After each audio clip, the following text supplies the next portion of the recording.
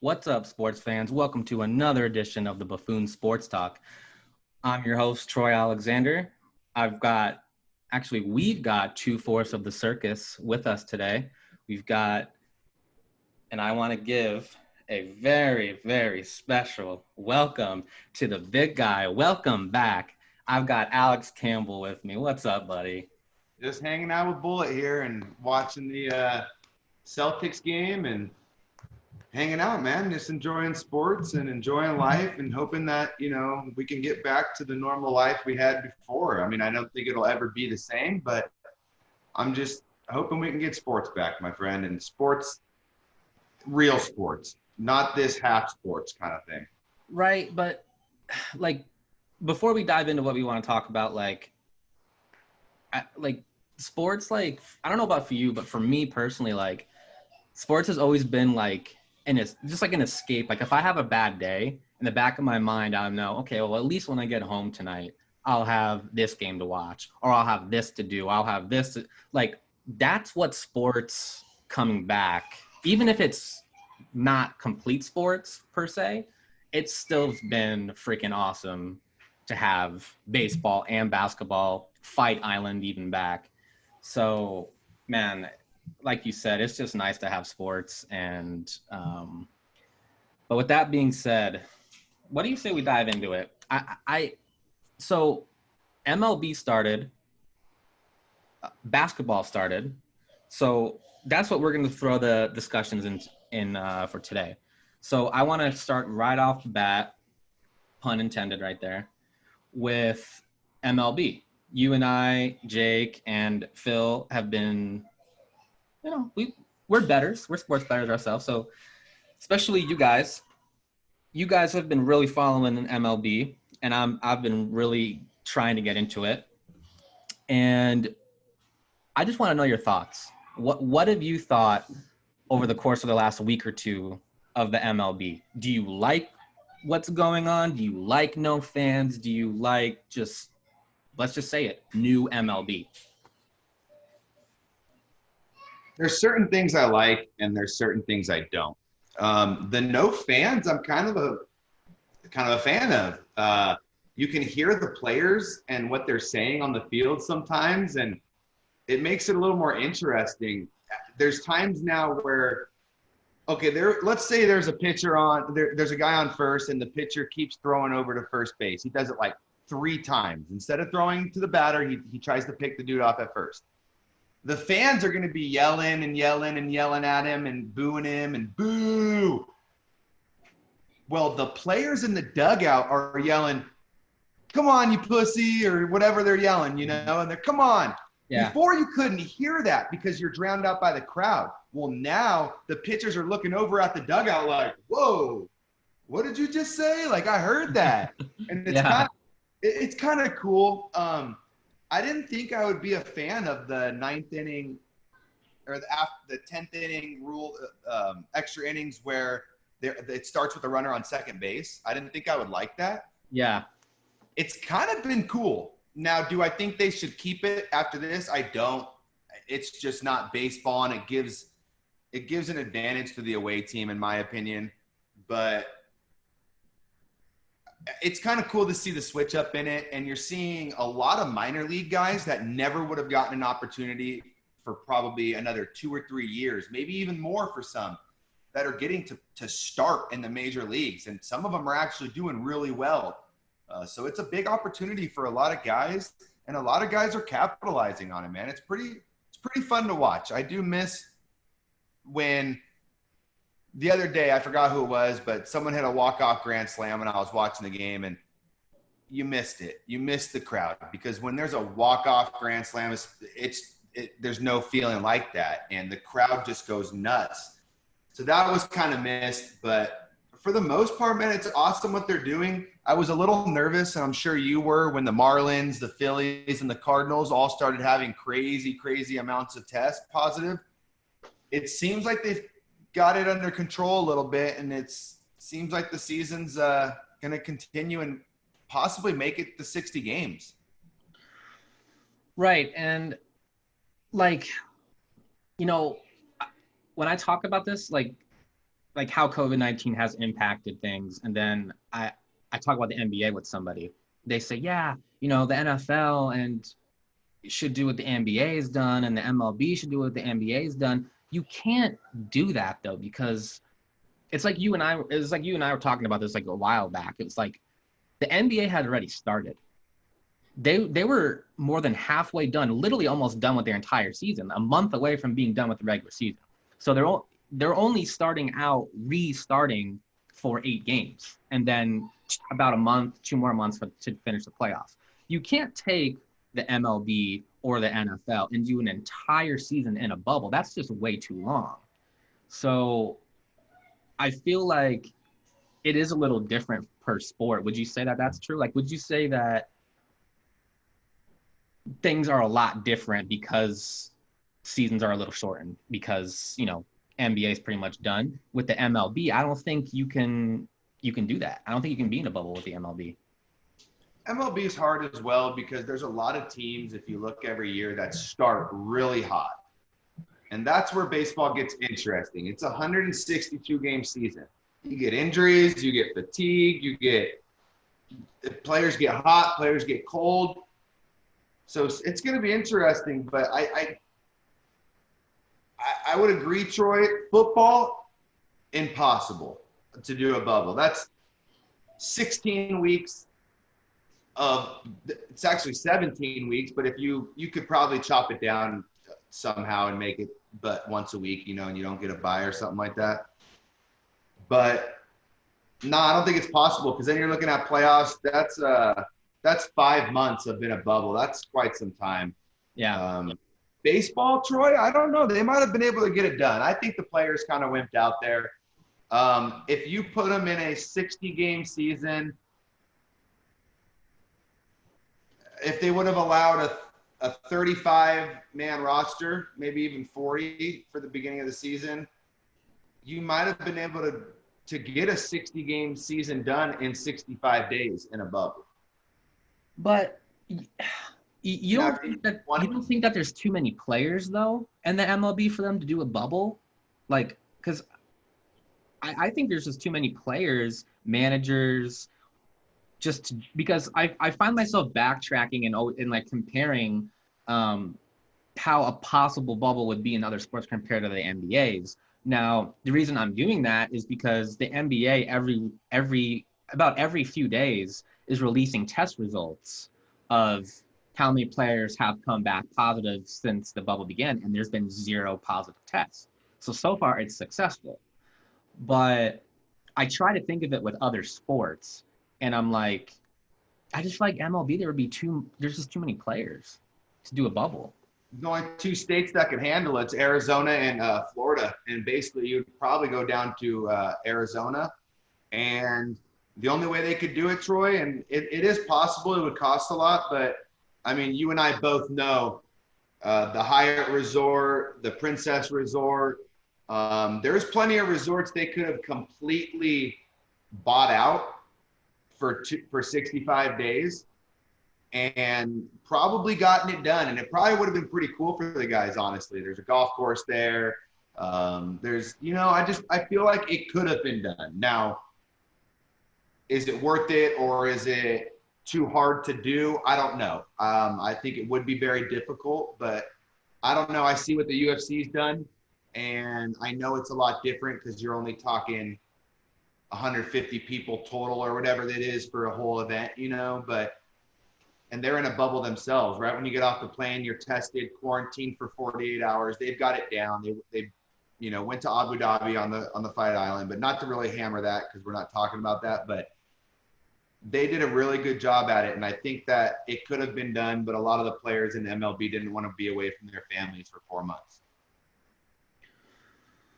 Right.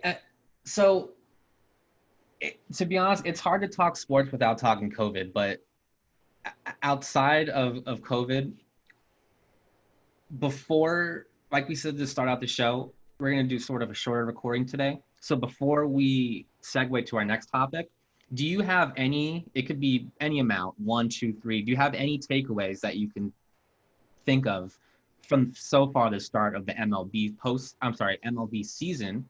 And then secondly, give me your thoughts on your Yankees.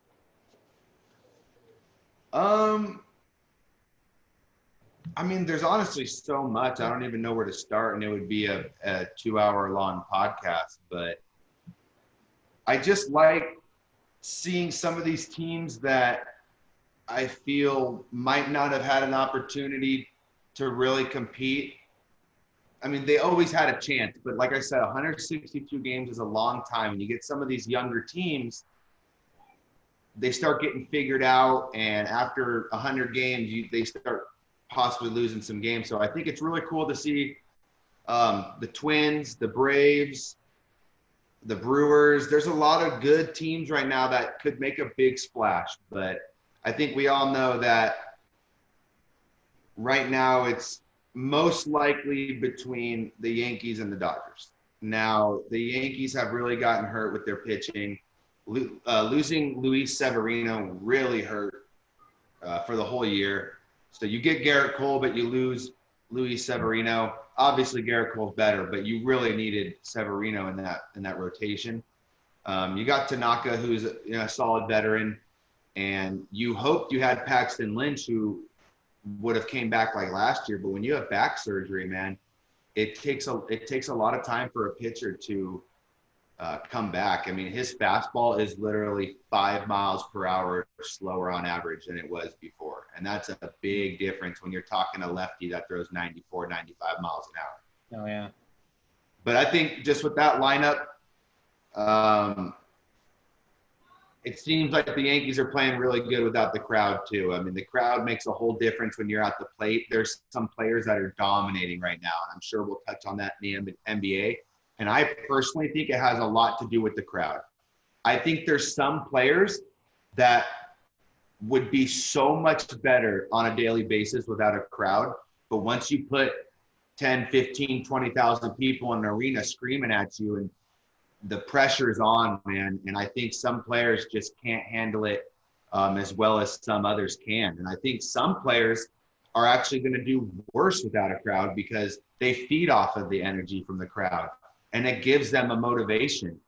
And we're going to see, man. I don't want to hear really about asterisks, because this is one of the most difficult seasons that you could ever play in. And I understand it's only 60 games, and it's, in basketball, it went to, there's no home court advantage. But guess what? You're all on an equal playing field as much as you've ever been, and that makes it even harder, in my opinion. Now the Lakers, who would have been a 1 seed, no longer get that home court advantage. I mean, yeah, they're still the 1 seed, but what does that do?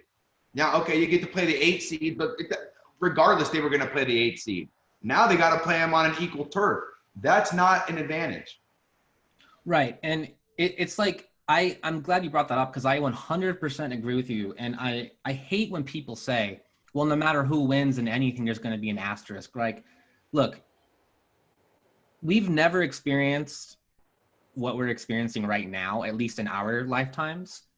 And there's going to be an asterisk by anything we do nowadays. That's just how it is. Until this gets cleared up, that's how it's going to be. But when you talk about sports, it's like, Giannis Antetokounmpo even came out, and we hit on this on our last episode of our podcast. And Giannis came out and said, this is going to be the most difficult championship I feel like anyone's ever won. It's going to be the most mentally exhausting championship ever. You are trapped in one spot. You are away from your family. You don't have that home court. And there's just so many different variables that competitors have to deal with right now. And I also agree with what you said about how I really think the young guys are going to probably have better postseasons than they might normally have, because you don't have those crowds scream. I mean, you do have, digital recordings of crowds, but it's not the same thing at all of having actual fans screaming No. in the stadium. You can feel the voices being right. Yeah. And we've watched tons of playoff games in every sport. You can cut the tension with a knife when there's actual fans in there. And we missed that, of course. But I remember before the bubble started, I said, I think Kyle Kuzma of the Lakers is going to have a breakout bubble. Like, I think he's going to have a breakout little few months here. And I think he's not going to have to really hear it from fans. I don't think he's going to have to hear it much from people. And I think he's going to have, and he's a great postseason, and he's going to be that Lakers third guy, I think. And so it's like what you said. I think this hurts players, but also helps certain players. I would 100% agree. So with that being said, this podcast is flying by, man. We're already 10, 12 minutes into the MLB one. So let's segue on over to the NBA bubble here. So NBA's been here for about a week or so now. And I've got a lot of thoughts so far. I don't have enough time to cram them all in like you do with the MLB. But let me hear your overall. Let me hear what you've just thought overall. Don't think about a certain team. Let me just hear what you think since basketball has been back. So with basketball being back, I'm obviously stoked, obviously. But more importantly, like,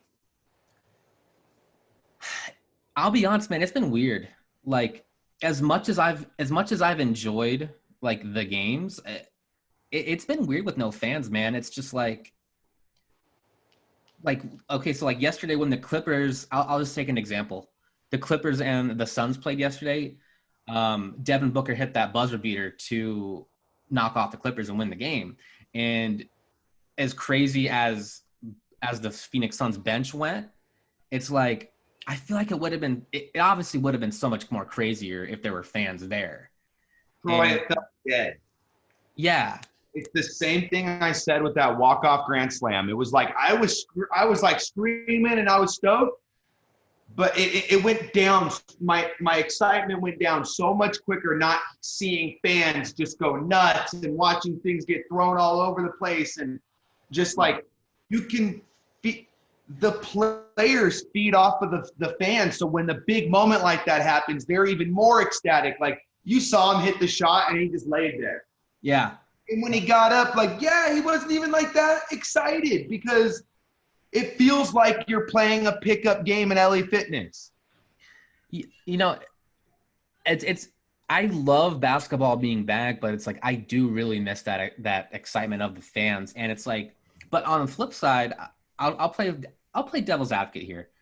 Like basketball, it's a lot of communication, especially on court. Like, and a lot of the times, like when people actually watch basketball, there's so much more going on that you can't see with the naked eye. Like you're watching the game, but there's so many more things happening on the court at once. Like for instance, you can hear teams yelling out what they're doing on defense, like when you probably wouldn't have ever been able to hear them with fans. Like for instance, I don't know. I've heard LeBron during games. He's been like, switch, switch, switch. Like you can hear them communicating what they want to do on defense. And that's really exciting. Like to actually hear how teams do it and how teams get it done and how they execute. For me, that's been really fun. Man, I hate to even say this, but that would have been really cool to hear Kobe and Pau speak in Spanish to each other. Oh yeah, right? That's going to be cool to hear, because that's way more of an advantage now, because if you can hear each other that much easier, it's a lot better because like there's in the UFC, for example, like you can hear the announcers and stuff, and the announcers are saying certain techniques that the guy should use, and they're instantly hearing it and going, you're right, I should use that, and they're using it when they would never hear that before, dude. So now coaches that are speaking different languages have an advantage because they can talk to their fighter and say what to do without having to use code words or things like that. So that is cool. I didn't even think about that. Yeah, that's a good thing that you picked up on, though, for basketball. I think that I will say that so far, I think NFL is going to be the worst. But so far, no fans is, for me, the worst in basketball. Just because I feel like that crowd has such an advantage on how the team, like, I just feel like the crowd helps so much, like, and I feel like Golden State, like that, their crowd was the sixth man. Like some of these places, man, the fans help so much. But yeah, You know, I don't know what I heard Doris Burke and Mark Jones talking about on the broadcast for a game today on ESPN. And I guess Jalen Rose was talking to them, and what I think everybody's been noticing that's been watching basketball avidly is there's been a lot of foul calls, a lot more than usual. And that's partly because, guys are still getting back into the rhythm of the offense. And they're just trying to get into a rhythm. But actually, You can hear that better when there's no crowd. that's exactly what Jalen Rose was saying. He was like, you can hear that a lot more now when there's no crowd noise. And that's one of the reasons maybe fouls have been getting called more. I mean, that stands out a lot more. Yeah, And it it's been does. slowing the games down a lot. And it's like, damn, like another foul. Like, Jesus, man. It's like I want to blame the defenses, but it's like normally in these type of situations, your defense is always ahead of your offense when you've had a layoff this long. But yeah, man, it's been an adjustment, but I've loved it being back. If I've had any takeaways, man, just oof, the West is going to be a battlefield. Like I think we knew that to start the season out, but the more I look at it, there's like I think there's four contenders. I've got the Clippers, the Lakers. I want to say the 76ers so bad, but like they're just that team that like you wouldn't be surprised if they made the finals, but you wouldn't be surprised if they got swept in the first round. I feel like they're so hot and cold. They're so hit or miss that it's. I hate betting on them. It's like you look at their team on paper, they have so much talent. So much. You have arguably the best center in the game. You have Ben Simmons, one of the best passers, one of the best freak athletes on defense in the game. You've got Tobias Harris, Al Horford off the bench. It's like on paper, they're stacked. But I've got Raptors over them. huh? If I had to choose a fourth team other than the Lakers, Bucks, and Clippers, it would be the Raptors. See, that's where I was going with this. Is when I recorded last episode with Jake and Phil, I said I thought the 76ers were my fourth team. But now, over the course of the past week, man, I got to throw the Raptors in there. I really think the Raptors can come out of the East. What about the Suns? Oh, you know what? I'm sorry. Totally forgot about the Suns. Hey, respect to the Suns though for coming out and playing hard and fighting and trying to make the playoffs. Honestly, like Oh no, for sure. And for some reason, Jake thinks I hate the Suns. I don't hate the Suns. I actually have Suns merchandise. I just don't have them as hyped as Jake does and other Suns fans might. I don't think Jake realizes it's fun to talk shit on his teams because the reaction he gives is really funny. So the more you talk shit about his team, the more you're going to laugh. So it's like, dude, the Suns suck. They have no chance. And he's just like, he'll just name the most ridiculous things. He'll be like, he texted me the other day saying Booker finals MVP. Yeah, it's true. And, I actually really like what the Suns have done. Like, I actually think the Suns are like, they're 3-0 in the bubble. And I love the play-in tournament. So how the play-in tournament is happening is if the 9th seed finishes within, I think, a game or two of the 8th seed, they have a play-in. So the 9th seed would have to beat the 8th seed twice to get the 8th spot. But if the 8th spot beats the 9th spot once, they are the 8th spot. So the 8th spot is essentially rewarded for playing better and being the 8th spot, which I agree with. So I personally love the play-in tournament style that they're doing. And the Suns have showed up. They've really showed up to play, and I got to give them credit. And I really think the Suns can be a sleeper team next year. Like if they can figure out a few things, like Booker has that in him, like I can see the Suns doing something next year. But that backup point guard looks good, man. I mean, Ricky Rubio, they're going to have to figure out what they want to do with him long term.